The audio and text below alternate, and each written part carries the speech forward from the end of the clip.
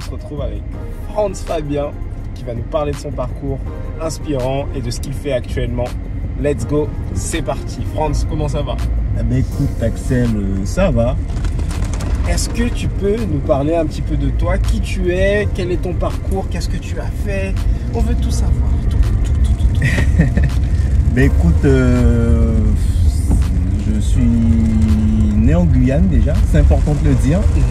Je suis né en Guyane, à Cayenne, et j'ai fait toutes mes classes en Guyane. Voilà, je suis jamais parti en études, j'ai tout fait ici. J'ai eu la chance d'être dans une filière qu'on retrouve ici justement. Moi je suis un adepte de l'informatique. D'accord. Donc c'est mon métier déjà. Mon métier que j'ai le plaisir d'exercer. Jusqu'à aujourd'hui d'ailleurs. Et d'ailleurs j'ai mon entreprise. Mais avant d'arriver à l'entreprise, bon, ben, j'ai été salarié, j'ai été en alternance, j'ai d'abord été en alternance et ensuite j'ai été recruté, je travaillais au rectorat de Guyane. Okay, super. Parce que c'était la première promotion, c'était à Kourou, au lycée de Kourou, c'était un BTS. C'était la première promotion et on était deux à être diplômés, puis on était recrutés au rectorat. Donc j'ai fait 7 ans au rectorat de Guyane et ensuite j'ai fait le choix de créer mon entreprise d'informatique qui propose des services informatiques sur toute la Guyane. Ok, quel type de service informatique? Ça veut dire j'ai un problème avec mon imprimante, c'est toi que j'appelle? Voilà, avec l'imprimante ça dépend. Si c'est juste de l'impression, bon on va pas pouvoir... enfin, si c'est de l'impression, un problème d'impression, c'est bon on gère. Si c'est un problème mécanique, un problème matériel, okay, ça on va pas gérer. On répare des ordinateurs, bon par contre on aura un problème avec le Mac. Voilà, je touche pas. Tu as un problème avec Apple qui est la meilleure marque de téléphone et d'ordinateur, mais tu as un problème. C'est trop compliqué, c'est trop compliqué. D'ailleurs on le voit ici. Aujourd'hui si tu as un problème avec ton Mac, tu fais comment? Continuons l'interview. Voilà. Donc si tu as un problème avec ton PC, moi on peut le gérer en vendant du matériel. Donc ça peut être des routeurs, ça peut être du câble, ça peut être des ordinateurs, des écrans, un peu de tout. On propose des prestations de serveurs, de mise en place de serveurs. Si tu as besoin de partager des documents ou d'héberger chez toi un logiciel que plusieurs personnes vont utiliser, on peut mettre en place un serveur, un ou des serveurs, ça dépend de ce qu'on veut faire. Des réseaux, on déploie aussi des réseaux filaires, des réseaux Wi-Fi, donc on t'installe une baie, on te met des prises réseau. Et justement, ces services-là, c'est plus des clients, c'est plus des particuliers ou des professionnels? Alors c'est vrai que j'ai commencé beaucoup avec les deux, des professionnels, et d'ailleurs mon premier client ça a été une entreprise, un monsieur, un ami maintenant, qui me donnait des cours de maths quand j'étais plus jeune. Et lorsque j'ai créé mon entreprise, il a fait appel à moi pour suivre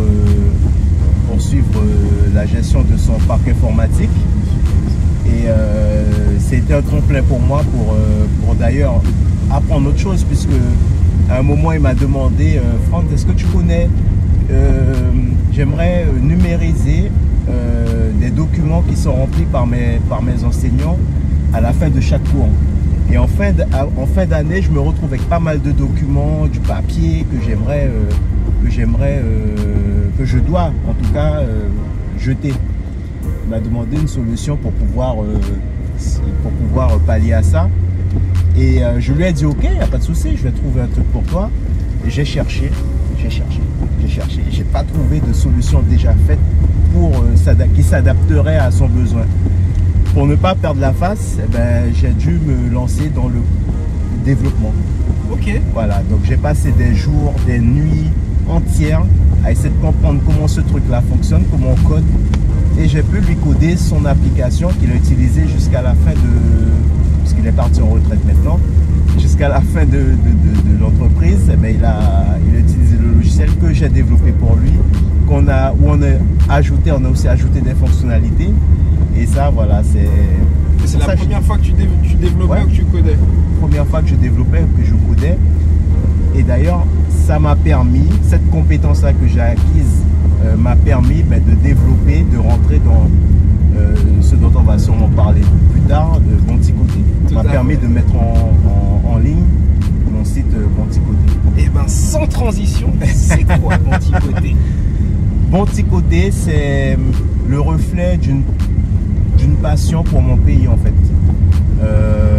Depuis jeune, avec mes amis, on avait pour habitude de partir en carbet, de partir aux îles du Salut, on s'organisait des choses, que ce soit aux îles, que ce soit dans un carbet, voilà, sur la comté, des choses comme ça.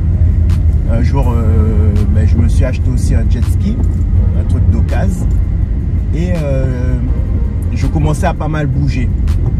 Et je me suis dit que ça serait bien de pouvoir partager ce que je vois, ce que je fais avec d'autres personnes, puisqu'il n'y avait pas vraiment beaucoup, enfin il existait des sites internet qui montraient un petit peu ce qu'on peut faire, mais c'était assez éparpillé. Et moi je me suis dit, bon vu que maintenant je sais faire un site internet, vu que maintenant j'ai cette compétence, et ça sera un projet sur lequel je pourrais développer cette compétence là et en même temps proposer aux personnes intéressées de découvrir un peu plus le pays, de partager des photos, des expériences, etc. Et c'est de là qu'est né Mon Petit Côté. C'était en 2011. C'était très sommaire comme site, il n'y avait pas besoin de grand chose, juste des photos, du texte, ce genre de choses. Et puis voilà, donc de fil en aiguille, on a développé ça. Il y a eu les réseaux sociaux, c'était d'abord Facebook, ensuite Instagram. Bon, maintenant Facebook un peu en déclin, donc on se concentre plus sur Instagram. C'est vrai qu'on a loupé quand même un coche d'Instagram, puisque j'ai commencé très tard dessus, parce que j'étais plus habitué à Facebook. En 2017, on a fait une refonte complète du site internet. Mais cette fois je l'ai confié à une agence, puisque bon, c'est pas non plus mon métier, le développement, donc on l'a confié à une agence pour pouvoir faire ça. Et c'est cette version du site là qui est encore en ligne aujourd'hui et qui permet à tout à chacun de découvrir la Guyane à travers des photos. Mais c'est ultra important ce que tu dis, parce que ce projet là à la base, si on regarde bien, il est né d'un problème que ton client avait. Tu as trouvé une solution. Ouais. Et après, tu as développé pour toi-même. C'est ça, c'est exactement ça. Ça s'appelle joindre l'utile à l'agréable. C'est exactement ça. C'est exactement ça. Et bon, entre-temps, j'ai pu développer quelques petits projets que j'ai pas eu le temps de forcément développer. Notamment, ça s'appelait Jeune Entrepreneur de Guyane. C'est un site qui s'appelait JEG, qui n'est plus en ligne, mais la page Facebook existe encore, mais elle n'est pas du tout alimentée. Et c'était un site qui avait pour ambition de faire connaître des personnes qui créaient des Guyanais, des jeunes Guyanais qui créaient des choses, parce que c'est vrai que tu le sais mieux que moi, on ne met pas suffisamment en lumière ces personnes-là en fait. On parle beaucoup d'autres choses, de ceux qui des mauvaises nouvelles. Exactement. Je cherchais le bon mot. Tu cherchais le mot politiquement correct plutôt. C'est pas le bon mot que tu cherchais. Exactement. Pour qu'on puisse pas pip sur la vidéo. Ça. Donc on parle souvent d'eux, des fauteurs de troubles, mais ceux qui font vraiment, qui ajoutent de la valeur à la Guyane, ceux qui créent, etc. C'est vrai qu'ils n'ont pas forcément cette visibilité-là, et j'ai quand même l'impression aujourd'hui, et c'est une certitude, que les choses ont tendance à changer en fait. Et d'ailleurs, c'est peut-être pour ça que je suis là. C'est exactement pour ça. C'est pour ça que je hoche la tête depuis tout à l'heure. Parce que tu prêches un convaincu, et je pense qu'on est beaucoup à partager cette idée qu'il y a énormément de choses qui se font en Guyane. Et il y a des personnes qui font des choses exceptionnelles, t'en fais partie. Et parfois, on n'en entend pas parler. Exactement. Et ça peut donner un coup de boost à leur activité. Parfois, on a un besoin en tant que client, parce qu'avant d'être entrepreneur, on est client. On a un besoin en tant que client, mais on ne sait pas qu'il y a une solution avec une entreprise, parce que tout simplement, l'information n'est pas arrivée à nous. Exactement. Donc c'est super important qu'on fasse ce travail-là. C'est pas le travail d'une personne, c'est le travail de plusieurs personnes. Faut mettre en commun toutes ces personnes-là, les mettre en avant, et puis ça sera bénéfique pour tout le monde, ça sera bénéfique pour la Guyane. Valoriser les initiatives, valoriser les talents et valoriser la Guyane avec Bonti-Côté. Quelles sont les différentes catégories qu'on retrouve sur Bonti-Côté? Alors les catégories, donc on retrouve déjà les Bonti-Côté, donc ce sont les bons coins à visiter en Guyane. On retrouve aussi les artisans. Il y a un certain nombre d'artisans. Pourquoi j'ai mis les artisans? Parce que pour moi un artisan fait partie, en tout cas intègre le parcours touristique. Quelqu'un qui vient en Guyane, qui visite la Guyane, a besoin normalement de repartir avec un produit local. Donc c'est tout naturellement que j'ai intégré quelques artisans sur la plateforme. Il y a aussi des hébergements. Ouais, il y a aussi des hébergements. Des carbets, des choses comme ça. Et puis c'est tout. Des restaurants, des restaurants, tu vois. Des restaurants, on a mis aussi des loueurs de voitures. Des loueurs de voitures, parce qu'effectivement, lorsque quelqu'un vit ici, dans toute son organisation, il a besoin de louer une voiture. Parce que de toute façon, même notre réseau de transport en commun, il n'est pas terrible. Donc en général, les gens ils s'organisent, on loue une voiture. Donc on a intégré quelques loueurs de voitures également sur la plateforme. Et donc quelle est la cible? Est-ce que c'est les touristes qui viennent en Guyane, ou est-ce que les résidents aussi en Guyane sont la cible de Bonti-Côté et peuvent bénéficier, en fait, tirer avantage du site Bonti-Côté? Mais moi, vraiment, c'est d'abord ma cible, elle est locale. Elle est locale parce que ça fatigue l'esprit d'entendre il n'y a rien à faire au Guyane. Il n'y a rien à faire au Guyane. Il n'y a rien. Tu vois? Non, si on ne se donne pas les moyens, si on reste chez soi, si on attend à chaque fois qu'on nous apporte des choses, c'est vrai, on va se dire, bon, ben, il n'y a rien en Guyane. Mais si on prend le temps de se renseigner, de prendre des informations, on va se dire, ah, ben, finalement, il y a pas mal de choses qu'on peut faire. Moi, je ne m'ennuie pas chez moi, sauf lorsque j'ai la flemme, moi, je reste chez moi. Mais si j'ai pas envie de m'ennuyer, ben, je prends ma voiture, je vais à Saint-Laurent, je vais à Sinamari, je vais éteindre ce portable. je vais à Sinamari, je vais dans l'ouest, dans l'est, et même Ouiapoké, j'ai envie de te dire. Ouiapoké, pour moi, c'est une continuité de Saint-Georges, où il y a aussi pas mal de choses à faire. Donc la cible, elle est d'abord locale, pour montrer aux résidents qui peuvent faire des choses, qu'il existe des coins touristiques sympas à faire, des criques accessibles. On dit souvent que c'est cher, mais c'est pareil, c'est l'idée qu'il faut tordre le cou à cette idée. Parce que moi, quand je prends ma voiture pour aller en crique, ça me coûte pas grand chose en fait. Je suis pas obligé de passer par un guide touristique pour aller me baigner dans une crique sur la route de l'Est. C'est ça. Tu vois? Et souvent, bon, c'est vrai que c'est pas forcément des lions qui sont officiellement ouverts, balisés, tout. Mais bon, on sait comment c'est. Si on attend ça, on fait rien. Parce qu'on n'a pas beaucoup de lions bien officiels, etc. pour se rendre dans une crique. Donc voilà. Après, si la personne n'est pas rassurée, elle peut passer par les services d'un guide. Bien sûr, il y a sur le site d'ailleurs Bonti-Côté, on a quelques guides qui sont référencés par qui les personnes intéressées peuvent passer. Mais voilà, c'est d'abord la cible, et puis ensuite, si on a d'autres ça sert aussi à ceux qui viennent d'ailleurs et qui se rendent en Guyane pour prendre quelques informations, etc. Ok. Valorisation culturelle, valorisation de la destination Guyane auprès des Guyanais d'abord, et ça. Ensuite, c'est ça. Pour tous les autres et pour tous ceux qui affectionnent et qui veulent découvrir la Guyane. Exactement. Aujourd'hui, tu es multi-entrepreneur. Oui. Si tu devais... Alors, quels sont pour toi tes deux plus grands échecs et tes deux plus grandes réussites? Et dans la partie échec, en quoi est-ce que ça t'a servi aujourd'hui? Alors, je dirais que dans ma vie, j'ai pas subi beaucoup d'échecs. professionnellement.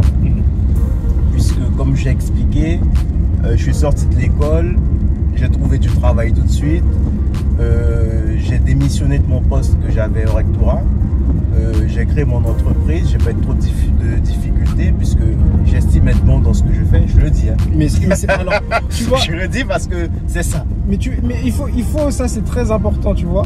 Il faut assumer le fait que tu travailles dur, tu te donnes les moyens d'être bon dans ce que tu fais. Il n'y a aucun mal à dire je suis bon dans mon domaine. Voilà, c'est ça. Mais je le dis. Moi, j'estime être bon dans ce que je fais. Non, oui. Et donc j'estime ne pas avoir subi d'échec. Parce que bon, j'essaye de faire les choses bien. Maintenant, ce dont je suis fier, c'est d'avoir eu les coronets pour quitter mon confort, ma zone de confort. Quoi qu'on m'a un petit peu poussé à sortir parce que j'étais encore en poste et j'ai créé mon entreprise pendant que j'étais en poste. Donc il m'a été demandé de faire un choix. Voilà, parce qu'a priori je ne pouvais pas faire les deux ou un truc comme ça. J'aurais pu dire ok, je ferme mon entreprise et je reste assis là bien gentiment, exécutant, et puis voilà. Mais non, j'ai sauté le pas et c'était pas simple parce qu'il faut se faire sa clientèle et tout. Mais une fois, moi j'ai pas beaucoup fait de pub, c'est beaucoup le bouche-oreille. Et aujourd'hui ça va, je m'en sors bien. Et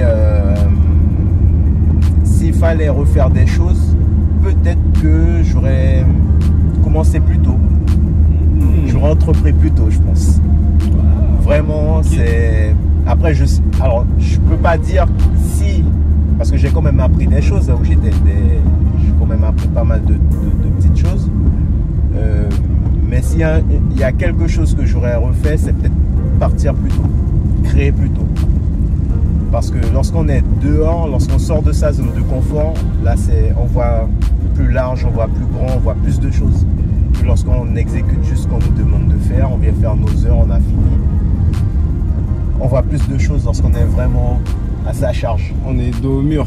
Lorsqu'on est dos au mur, exactement. On rencontre des gens, on se crée des relations, c'est beaucoup plus intéressant. Et est-ce que, parce qu'on parle beaucoup de ça chez les entrepreneurs, parce que faut arrêter de croire que tout est toujours linéaire et que tout est toujours parfait et fonctionne comme on le veut. C'est clair. Ça crée aussi du stress à certains moments. Est-ce que toi, tu as eu des moments où ça t'a créé du stress, où la charge mentale était forte et tu as dit, bon, je prends du temps pour moi, il faut que je déconnecte un petit peu? En fait, dans mon métier, j'ai pas trop le choix, dans le sens où il y a la notion de service, c'est-à-dire qu'un service informatique, un serveur par exemple, il doit tourner parce qu'il y a des utilisateurs derrière. Donc je suis conditionné pour comment dire, pour gérer les problèmes. C'est comme ça, c'est mon métier qui veut ça, donc je peux pas être défaitiste, je peux pas être fataliste, je peux pas me dire, j'ai pas le choix de me dire, bon patron, il y a un problème à tel endroit, je vous laisse gérer, j'arrive pas. Il faut qu'il y ait la continuité de service, et ça c'est super important, donc je suis obligé de gérer ça. Aujourd'hui je peux me permettre, j'ai un salarié, j'ai un apprenti. Et c'est vrai qu'aujourd'hui, je peux me permettre de partir décompresser. Tu peux te permettre de passer un peu de temps avec nous pour partager la voilà, exactement. Merci d'ailleurs. Parce qu'on voit le téléphone qui sonne, c'est les problèmes qui t'appellent. Les problèmes. J'ai même pas eu le temps de mettre en off. Mais c'est normal, c'est ça, c'est le quotidien. C'est le quotidien. Mais voilà, moi je dis qu'il faut faire. Il faut faire. Faut bien faire surtout, parce qu'il y en a qui vont peut-être se dire ouais j'ai fait mais ça n'a pas marché, mais il faut savoir comment on fait les choses et il est important de bien faire les choses. Ok. Franz, on arrive au terme de... Alors juste avant de finir, j'aimerais quand même souligner, puisqu'on est sur un partenariat avec Dacia, on peut le dire ça? Bien sûr. Voilà, Dacia by Guyane Auto. Dacia by Guyane Auto qui m'a aussi fait confiance, mon petit côté, pour Et il nous a prêté un véhicule pendant 1 an, 2 ans même. Et que ce véhicule-là, ben justement, nous permet de sortir des sentiers battus, de partir dans des endroits qui sont moins accessibles parce qu'il faut un 4x4, etc. Et franchement, ça montre que lorsque des grosses boîtes comme ça viennent vers toi, ça veut dire que tu fais un travail intéressant. Celui qui ne fait rien, il n'a rien. C'est aussi simple que ça. Et toi, aujourd'hui, si tu en es là, c'est que tu as fait des choses. Et il ne faut pas juste venir se plaindre, ouais, pas gagner pour faire en Guyane, il faut faire. Et ensuite, on récolte ce qu'on a semé, quoi. Donc, c'est important, ben voilà, j'avais ça à dire. Non, mais c'est très important et c'est très vrai. Faut cesser de se plaindre, il faut se prendre en main. Merci Dacia, merci Renault pour le véhicule dans lequel on est là, qui est custom by Belpère. Ben oui. Et merci de nous faire confiance à nous, entrepreneurs qui nous lançons, qui essayons de développer. C'est important pour nous et ça nous aide énormément. Exact. En tout cas, c'était Franz Fabien, bon petit côté, et on se retrouve bientôt. Peace.